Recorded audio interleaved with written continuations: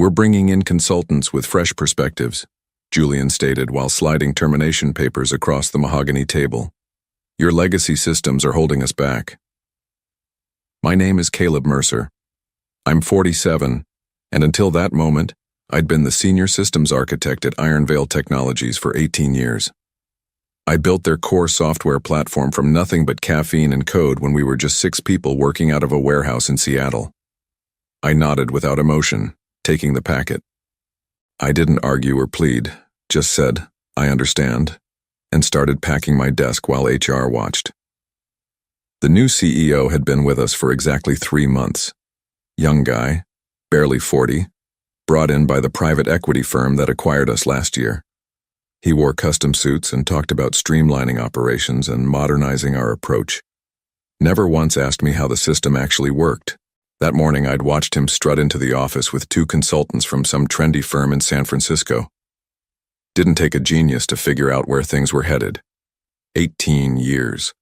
I'd turned down better-paying jobs, missed my son's baseball games, spent countless nights troubleshooting server issues while everyone else slept.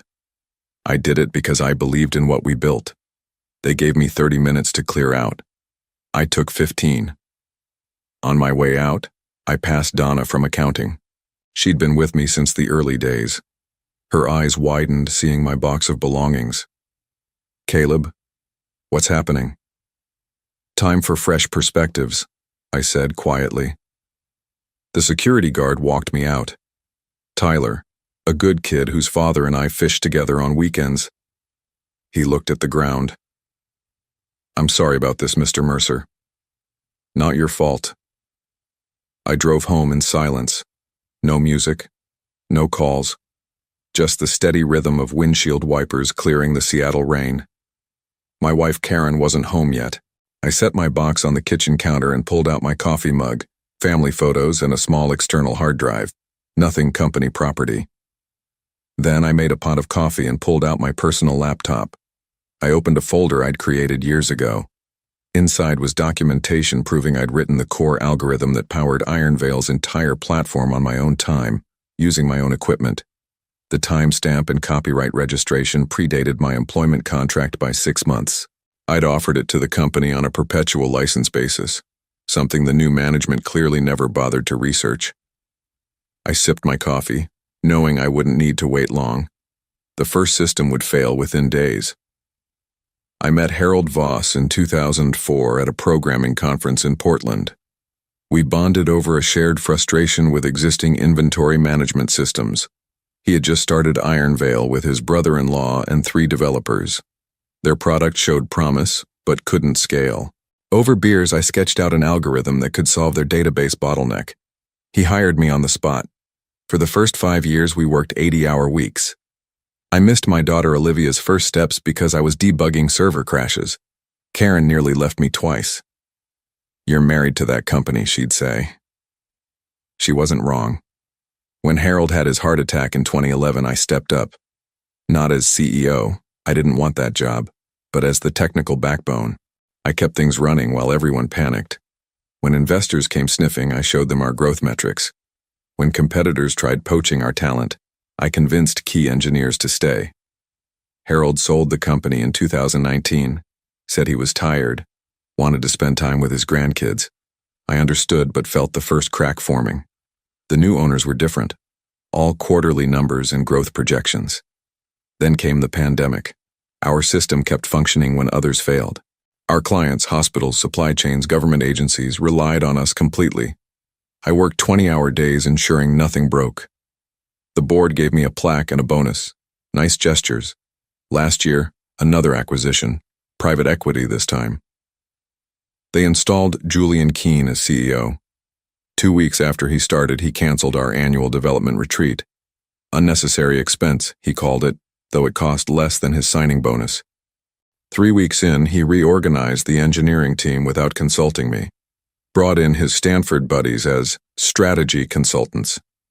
A month ago, he called me old school in a management meeting, said we needed to rethink our approach from the ground up.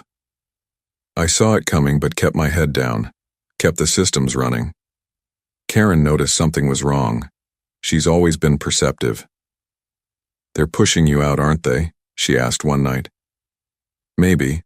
What are you going to do? I just shrugged.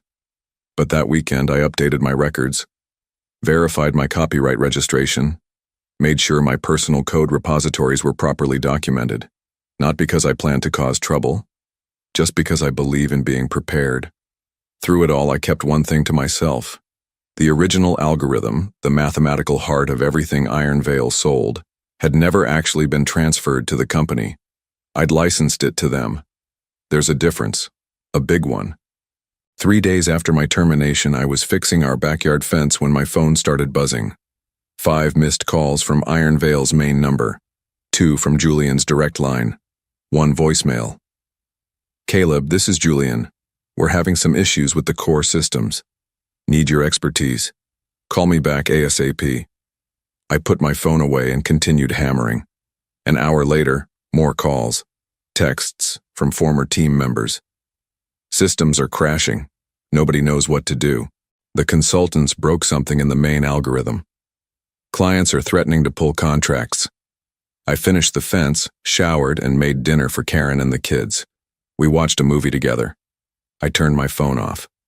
The next morning, I woke up to an email from Julian marked, Urgent Consulting Opportunity. He offered me $300 per hour to come in and assist with transition issues. No mention of what happened 3 days earlier. I declined politely. By noon, their legal team contacted me. Something about proprietary technology and employee obligations. I forwarded it to my lawyer without comment. My lawyer called me an hour later laughing. They clearly haven't read your original contracts, he said. The algorithm's copyright is registered to you personally. You granted them a license that specifically prohibits modification without written consent. You're completely in the clear. That's when the reality truly hit me. 18 years. All that sacrifice, the missed recitals and birthdays, the sleepless nights, and they discarded me like outdated hardware. I walked to my home office and pulled out a business card I'd kept in my desk drawer for nearly a year. Elaine Winters, CTO of Meridian Systems. She'd approached me at a conference last spring, impressed with what Iron Veil had built. If you ever want to change, she'd said, we'd create something special for you. I'd been loyal then. Now I was free. I didn't call Elaine immediately. Instead, I drove to Lake Washington and sat watching boats cut through the water. For the first time in years, my thoughts weren't consumed by server loads or code deployments. My phone rang again. Julian. Caleb, we need to talk. The situation is critical. I'm listening. Our clients are threatening to leave. The consultants can't figure out your system architecture. We need you back. As what? A pause. As a senior consultant. With appropriate compensation, of course. And the outdated legacy systems? Another pause. We may have been hasty in our assessment. I watched a blue heron land gracefully on a dock across the water. I'll think about it, I said. But I already knew I wouldn't be going back. Not as a consultant. Not on their terms. On the drive home, my mind was quiet, but resolute. The realization wasn't just that they needed me. It was that I didn't need them. 2 days later, I accepted Elaine's lunch invitation. We met at a quiet restaurant in Bellevue away from Seattle's tech district. I heard about Iron Veil's situation, she said after we ordered. Their systems have been unstable for nearly a week. I nodded but said nothing. Their clients are getting nervous, especially the healthcare networks. I took a sip of water. They have capable engineers, but not the architect. She studied me. You built something remarkable there, Caleb. Something that shouldn't be lost because of corporate short-sightedness. She slid a folder across the table. Inside was a job offer. Chief Innovation Officer, twice my previous salary. Equity, a team of my choosing. We want to build the next generation of what you created, she said, but with you properly valued this time. I told her I'd think about it, wanted to discuss it with Karen first. When I got home, there was a black sedan parked outside our house. Two men in expensive suits stood on my porch, Iron Veil's lawyers. "Mr. Mercer," the older one said, "we've been trying to reach you regarding an urgent company matter. I'm not with the company anymore. This concerns intellectual property developed during your employment. We'll need all your personal devices for examination. Standard procedure in these situations." I knew what they were after. Evidence that I'd taken company code or used company resources to develop my algorithm. Something to invalidate my copyright. "You'll need to speak with my attorney," I said, handing them his card. "I have nothing else to discuss." That evening, Julian called again. "Your lawyer is being difficult," he said. "This could get messy, Caleb. Legal battles, public statements. None of us want that." "What do you want, Julian?" "Come back. 6 months, full salary, help the transition team understand the systems, and we'll part ways amicably. The company keeps all rights to the technology and you get a clean break." "The core algorithm was never Iron Veil's property," I said. "I licensed it to the company before I was even an employee." Silence. Then, "That's absurd. Everything you developed was work for hire. Check the original licensing agreement from 2004, it's still binding. That documentation doesn't exist. We've been through everything. Harold kept a copy. I kept a copy. The Copyright Office has a copy." More silence. "We'll need to verify that claim," he finally said, voice tight. "Take your time." The next day, they locked out all my former team members' access while the consultants attempted a system rebuild. By evening, 3 client servers had crashed completely. Karen found me in the garage methodically organizing tools I hadn't touched in years. "They're imploding, aren't they?" she asked. I nodded. "Does that make you happy?" I put down the wrench I was holding. "No. Good people work there. They don't deserve this." "Neither did you," she said softly. The following morning, Iron Veil's stock dropped 20% when news broke about critical system failures. My former team members started texting. "What did you do? Did you sabotage something before leaving?" I responded to each one the same way. I did nothing. They modified a licensed component without permission. By afternoon, Julian had gone from threats to bargaining, offering me a substantial consulting contract and public apology. I didn't respond. That evening, one of the consultants found the licensing agreement in Harold's archived files. Within an hour, Iron Veil's legal team contacted my attorney with a completely different tone. The trap they'd set had collapsed around them instead. A week after my termination, I met Harold for lunch. He'd been retired for 3 years but still kept tabs on the company he'd founded. "They really stepped in it," he said, shaking his head. "Trying to rebuild your algorithm from scratch? Idiots." We were sitting at his favorite diner in Tacoma, away from anyone who might recognize us. "Did you know this would happen?" I asked. Harold stirred his coffee. "I knew they didn't understand what they bought. These private equity guys never do. They see numbers, not architecture." He pulled out a worn folder from his briefcase and slid it across the table. "Remember this?" Inside was our original partnership agreement from 2004. Not the company employment contract, the personal agreement between Harold and me. It stated clearly that the algorithm remained my intellectual property, with Iron Veil receiving an exclusive perpetual license contingent on my continued employment or mutual separation agreement. "You protected me back then," I said. Harold nodded. "You were taking a risk joining a startup. I wanted you to keep ownership of your creation if things went south." "Did you tell the new owners?" "I tried. Mentioned it during due diligence. They weren't interested in technical details from the past." He made air quotes with his fingers. "Just wanted the assets and client list." That's when the full picture came into focus. Julian hadn't just fired me on a whim. The private equity firm was planning to strip Iron Veil for parts, sell off the client relationships and proprietary technology separately for maximum profit. They needed me gone because I was the only one who truly understood how everything connected. My termination wasn't about fresh perspectives. It was about making their asset stripping easier. "There's more," Harold said quietly. "Before I left, I put a clause in the sale agreement. If the core technology becomes non-functional for more than 10 consecutive days, I have the right to buy back the company at a predetermined price." I stared at him. Why would they agree to that? They didn't read the fine print, too focused on closing the deal. He smiled. "Also, I told them it protected their investment if the technology failed. So you can buy it back." "We can buy it back," he corrected. "I've got some money set aside and a few of the original investors are interested, but we'd need you." The pieces were shifting in my mind. Not revenge exactly, something more precise. A correction. That evening, I received an email from an anonymous account.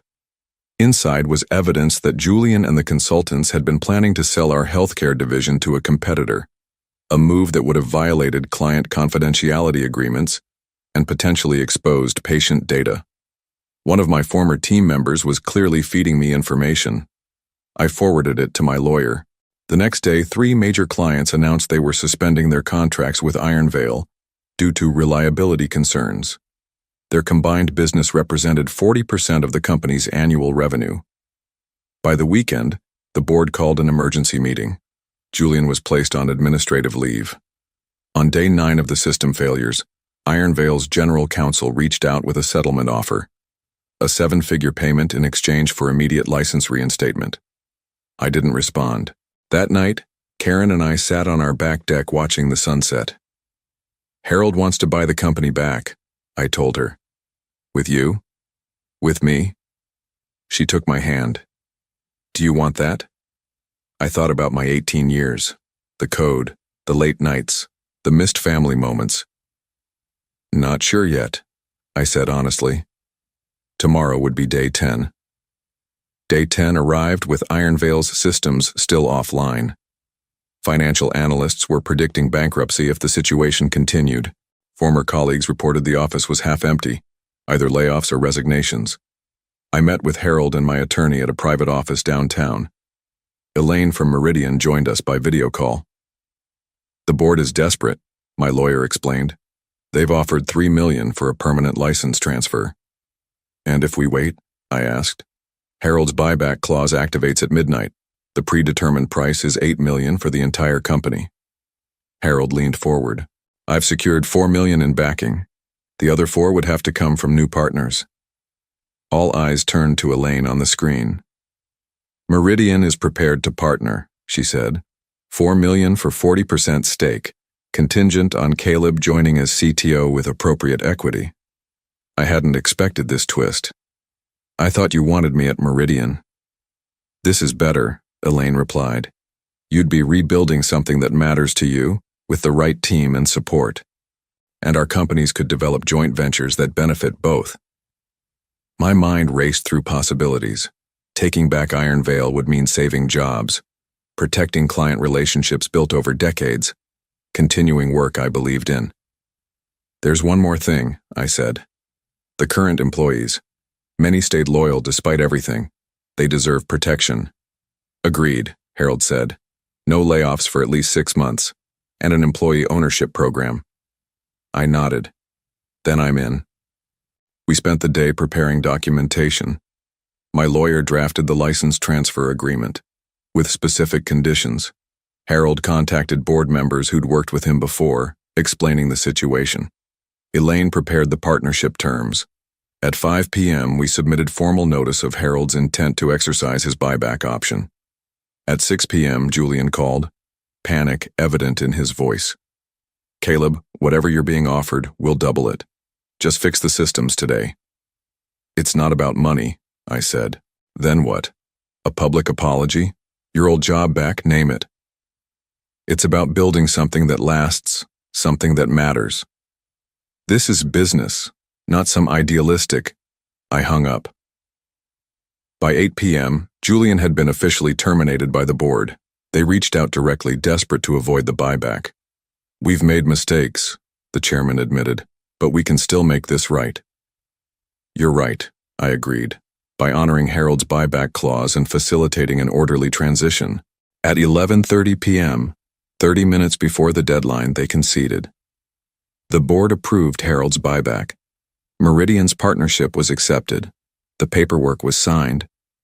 At midnight, I sat at my kitchen table and wrote a simple email to my former team. The algorithm will be reinstated tomorrow morning. Iron Veil is under new ownership. No jobs will be lost. I'll explain everything at the all-hands meeting. Caleb. Karen sat beside me as I hit send. So you're going back, she said. Not back. Forward. I closed my laptop. Different company now, different terms. You'll be busier than ever. For a while, I admitted, but this time, I won't miss the important stuff. She smiled, skeptical, but supportive. The next morning, I drove to the office for the first time since my termination. People stared as I walked through the lobby. Some looked confused, others relieved. Donna from accounting hugged me in the elevator. What happened? She whispered. Long story, I said. But the short version? Sometimes you have to let something break to fix it properly. The conference room was packed for the all-hands meeting. Harold stood at the front, looking energized despite his age. Elaine joined by video. I took my place beside them, feeling the weight of what we were about to rebuild. It wasn't revenge. It was restoration. 6 months after regaining control of Iron Veil, we held a product launch at the Seattle Convention Center. The room was packed with clients, industry analysts, and media. Harold opened with the company's history and vision. Elaine spoke about our partnership with Meridian. Then it was my turn. I stepped to the podium, aware that Julian was sitting in the back row. He'd landed at a competitor and was clearly there to gather intelligence.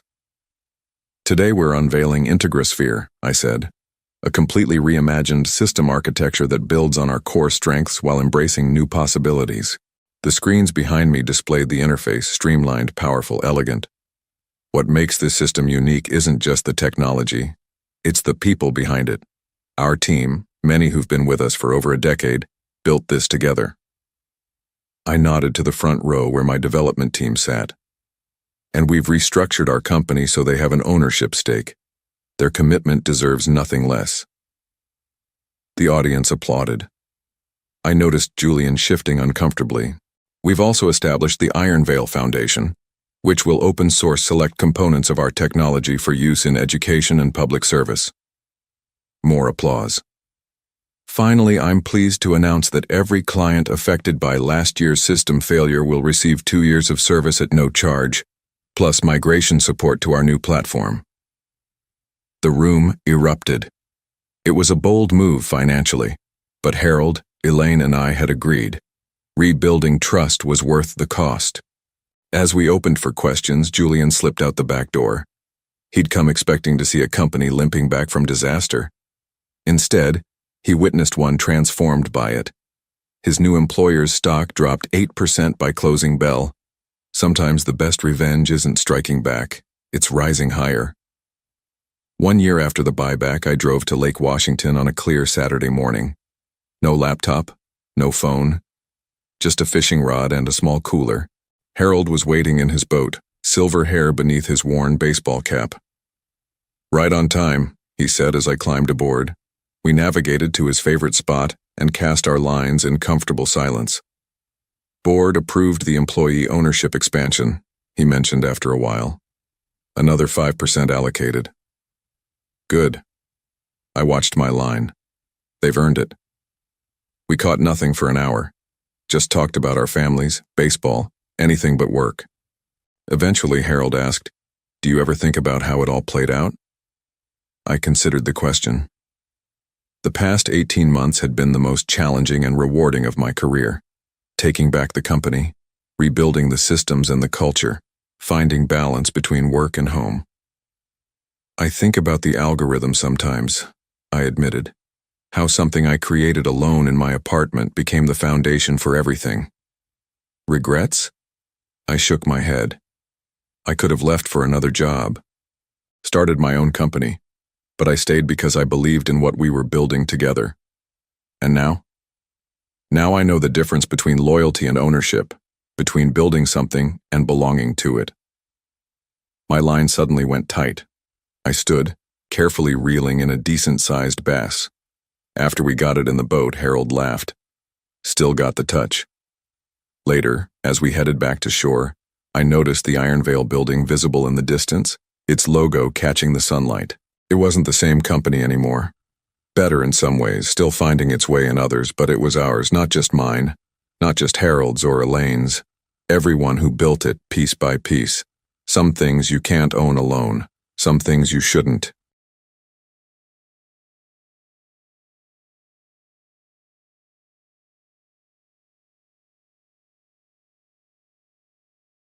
Your role doesn't align with our corporate structure, Caroline explained during a brief Zoom call.